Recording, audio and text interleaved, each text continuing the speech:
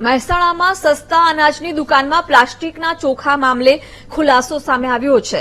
પ્લાસ્ટિકના ચોખાને લઈને મહેસાણાના લાભાર્થીએ દાવો કર્યો હતો, જેને લઈને વીટીવી ન્યૂઝે રિયાલિટી ચેક કર્યું છે।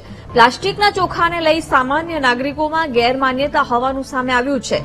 નાગરિકોની ગેરમાન્યતાને લઈને પ્લાસ્ટિકના ચોખાને લઈ રિસર્ચ લેબોરેટરીમાં ચેકિંગ કરવામાં આવ્યું, જે ફોર્ટિફાઈડ ચોખા નીકળ્યા છે। રાજ્ય સરકાર દ્વારા સસ્તા અનાજની દુકાનમાં જ ફોર્ટિફાઈડ ચોખા અપાય છે। ફોર્ટિફાઈડ ચોખાનો લોટ કરી વિટામિન નાખી બનાવાય છે। ચોખાના દાણામાં વિટામિન B9, B12 તેમજ આયર્નનું મિશ્રણ હોય છે। ભારતમાં લાભાર્થીઓને કુપોષિત દૂર કરવા માટે ફોર્ટિફાઈડ ચોખાનું વિતરણ કરવામાં આવે છે।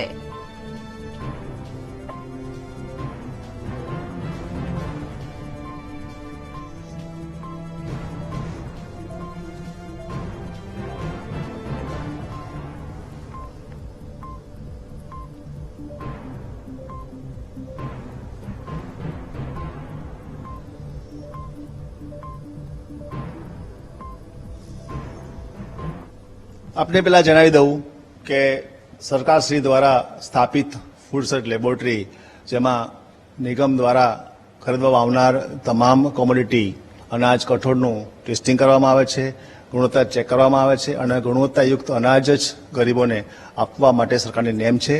ચોખાની વાત કરીએ તો સરકાર દ્વારા હાલમાં ફોર્ટિફાઈડ પાર્બોઇલ્ડ રાઈસ ખરીદવામાં આવે છે, જે ગરીબોને આપવામાં આવે છે। તો ફોર્ટિફાઈડ પાર્બોઇલ્ડ રાઈસમાં એટલે કે ચોખામાં એક વિટામિનવાળા દાણા, વિટામિનયુક્ત દાણા ભેળવવામાં આવે છે, જેનું પ્રમાણ 100 કિલો ચોખાએ 1 કિલો વિટામિનવાળા દાણા નાખવામાં આવે છે। આ દાણાને FRK કહેવામાં આવે છે, જે FRK એટલે કે ફોર્ટિફાઈડ રાઈસ કર્નલ કહેવામાં આવે છે, જે બીજું કશું જ નહીં પણ વિટામિનવાળા દાણા છે, જે લોટમાંથી ચોખા લોટ બનાવવામાં આવે છે અને એમાં વિટામિન B9, વિટામિન B12 અને આયરન ઉમેરવામાં આવે છે, જરૂરી માત્રામાં ઉમેરવામાં આવે છે। સરકારની નેમ છે કે જે કુપોષણ જે છે એને આ વિટામિનવાળા દાણા ચોખા આપવાથી નિવારી શકાય છે। મારી સરકારનો આ એક ઉમદા હેતુ છે। તો 100 કિલો ચોખાએ 1 કિલો નાખવામાં આવે છે। તો એક ભ્રામક માન્યતા એવી છે કે આ દાણા પ્લાસ્ટિકના છે, પણ ખરેખર એવું નથી। આપણે આગળ જોઈએ એના માટે તો શું કરી શકાય છે, તો ફૂડ રિસર્ચ લેબોરેટરી એના માટે અલગ અલગ ટેસ્ટ કરે છે। તો આપણે પહેલા બતાવીએ આપને કે ચોખા જે વિટામિનવાળા ચોખા છે એમાં કેમિકલ નાખતા જે ચોખાનો રંગ વાદળી થઈ જાય છે, તો એ બતાવે છે કે આમાં આયરન લોહ તત્વની હાજરી છે, એ પુરવાર કરે છે। આપણે એથી આગળ બીજું બતાવીએ આપને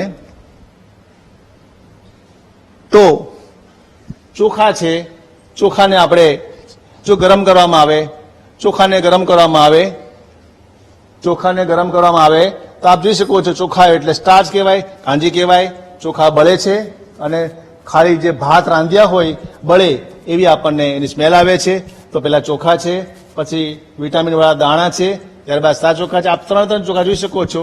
ચોખા ખાલી બળે છે, એમાં કોઈ પ્લાસ્ટિક જેમ ઓગળતો નથી કે કોઈ એવી કઈ સ્મેલ આવતી નથી।